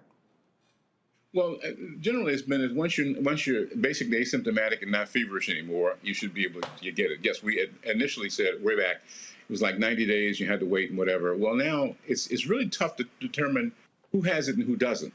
So if you're not symptomatic and you are not running fevers anymore, you're recovering from that, it's okay to go ahead and get your shot. All right, and Dr. Malveaux. Dr. Yancey, thanks so much for your expertise and for sharing with us. My question has to do with vaccine resistance, especially those children whose parents are resistant to the vaccine. We still have the remnants of the previous president who politicized this. So, I mean, my own sibling, my brother, refuses to get vaccinated. He's had COVID 3 times, and he still will not get vaccinated. How do we protect the children whose parents are anti-vax? Well, I think what we have to realize is that just because you don't see the effects of something, it doesn't mean it's not occurring. And so when we look at really the poster child for vaccines is polio, and everybody could see it. It was really deadly.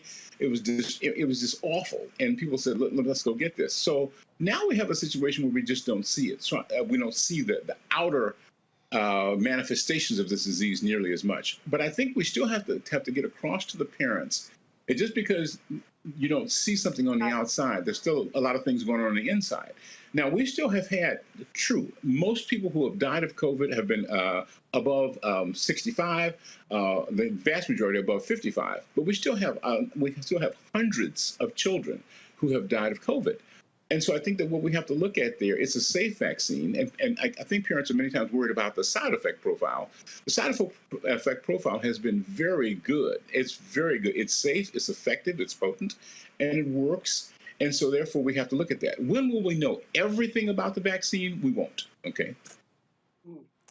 Dr. Eric Yancey, thank you so much for taking our questions. Pediatrician and clinical assistant professor at pediatrics at Indiana University School of Medicine. Thank you so much for joining us on Roland Martin Unfiltered. Thank you. My pleasure. Absolutely.